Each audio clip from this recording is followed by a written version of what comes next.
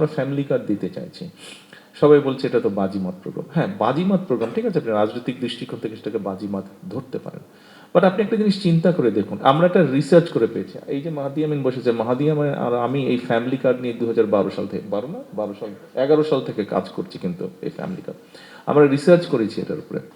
Research করে দেখা গিয়েছে যে আপনি যদি ফ্যামিলি কার্ডে আমরা যেই টাকাটা দিচ্ছি, এটা যদি আপনি একজন পুরুষ মানুষের হাতে দেন, ও কিন্তু যেই মাসে ও টাকাটা পাবে 1 সপ্তাহের মধ্যে টাকাটা খরচ হয়ে যাবে। ওই যে বিকালবেলায় আড্ডায় বসবে মোড়ের দোকানে, চা বিস্কুট খাবে, এই চা দাও ওকে 5টা, এই ওকে কেক দাও, ওটা নাই, 2,500 টাকা নেই। বাট রিসার্চ যেটা বলে, আপনি যদি এটা কোনো একজন মহিলা গৃহিণীর হাতে দেন, সে কিন্তু খুব হিসাব করে খরচ করবে। প্রথমেই সে তার ফ্যামিলির জন্য যেটা ইম্পর্টেন্ট জিনিস, ওষুধ, ছেলেমেয়ের বই খাতা হোক বা শিক্ষার ব্যবস্থা হোক বা একটু বেটার ফুড হোক, এই জিনিসগুলো সে চিন্তা করবে। তারপরে যখন আস্তে আস্তে যে কোনো মানুষের, আপনি নিজেকে দিয়ে চিন্তা করে দেখেন, আপনি যখন প্রথম বেতন পেয়েছেন আপনার মনে হচ্ছে এটা কিনবো, সেটা কিনবো, ওটা কিনবো। বাট একসময় কিন্তু আপনার ডিমান্ডটা কমে আসে, কিন্তু তখন তখন কিন্তু আস্তে আস্তে আপনি সেভিং করেন। ঠিক একইভাবে এখানেও কিন্তু মহিলা কিন্তু এক পর্যায়ে কিন্তু সেভিং করবে, যতই খরচ হোক ওখান থেকে সেভিং করবে। এবং সেভিংটা সে কি করবে? ডেফিনেটলি আপনি ফ্যামিলি কার্ডের মাধ্যমে যাদেরকে আপনি সহযোগিতা করছেন, বেনিফিটটা দিচ্ছেন, এরা নিশ্চয়ই সিঙ্গাপুর দুবাইতে টাকা পাচার করবে না। ও সেভিংটা করবে, এবং সেভিংটা করার ফলে ও আস্তে আস্তে যখন একটা সেভিং হবে, ও কিন্তু তখন ওর ছোট্ট নিজের একটা বিজনেস হয়তো চালু করবে, ঠিক আছে, 10টা মুরগি, 5টা ছাগল এরকম পালবে। এবং ওই টাকা দিয়ে ও কোথায় খরচ করবে? ওই টাকাটা ও খরচ করবে ওর বাচ্চার জন্য একটা নতুন ড্রেস কিনবে, অথবা অর্নামেন্টের গয়না কিনবে, অথবা চিপস কিনবে। আপনি দেখুন ড্রেসটা যে সে কিনছে, সে কি কোনো ব্র্যান্ডেড ড্রেস কিনছে? না, ও কাপড় সেটাই কিনছে যেটা local factory, local garment industry তৈরি করছে। ও চিপস কি কোনো মার্কস স্পেন্সারের চিপস কিনছে? না, ও লোকাল প্রাণ কোম্পানি, অর্থাৎ দেশীয় কোম্পানির চিপস কে ও কিনছে। ও অর্নামেন্টাল যেটা কিনবে, ওকে কোনো ব্র্যান্ডেড অর্নামেন্টাল কিনবে তা না, ও দেশীয় ছোট ছোট জুয়েলারি ফ্যাক্টরি যারা আছে, অর্নামেন্ট বানায়, যারা আর্টিফিশিয়াল অর্নামেন্ট বানায়, এই সেটা কিনবে সে। অর্থাৎ এই টাকাটা কিন্তু লোকাল ইন্ডাস্ট্রিতে যাচ্ছে। অর্থাৎ আপনি চিন্তা করে দেখুন, একটা গ্রামে যদি আপনি 300, একটা গ্রামে যদি 300 মহিলাকে আপনি 2,500 টাকা মাসে দেন, তাহলে 300 ইন্টু 2,500 কত হচ্ছে? 7,50,000 টাকা।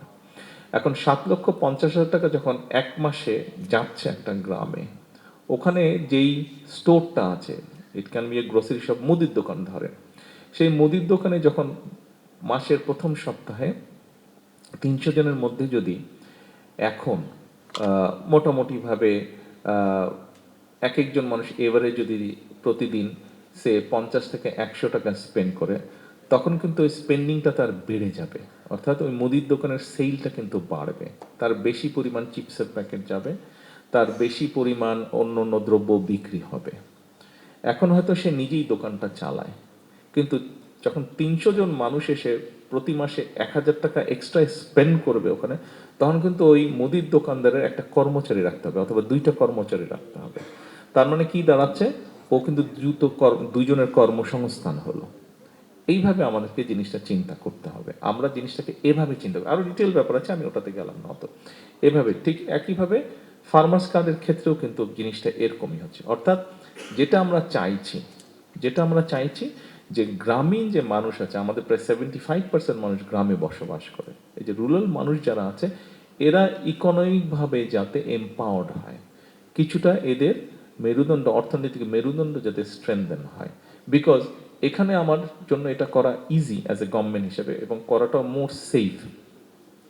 ওই যে বললাম প্রথমে যে এই টাকাটা কিন্তু পাচার হচ্ছে না, এই টাকাটা ভেরি মাচ আমার ইকোনমির মধ্যে রয়ে যাচ্ছে, এবং ইনডাইরেক্টলি আমার দেশীয় যে ইন্ডাস্ট্রিগুলো আছে সেগুলোকে যাতে আমরা সাপোর্ট দিতে পারি, আমরা ইনসেন্টিভ দিতে পারি। আমরা ঠিক আছে আলাদা ফান্ড ক্রিয়েট করে, যেটা অলরেডি করা হয়েছে, 60,000 কোটি টাকার একটা ফান্ড করা হয়েছে বাংলাদেশ ব্যাংক থেকে বিভিন্ন ইন্ডাস্ট্রিকে সাপোর্ট, সেটা করা যেতে পারে। কিন্তু তারপরেও আপনার পারচেজিং পাওয়ার যদি মানুষের না বাড়ে, তাহলে তো আপনি ইন্ডাস্ট্রি করেন যেটাই করেন, তাহলে তো চলছে না কোনো কিছু। তো মানুষের পারচেজিং পাওয়ার আমার বাড়াতে হবে, এবং এভাবেই আমরা সেটা ইকোনমিক্যাল গ্রোথ করতে চাচ্ছি।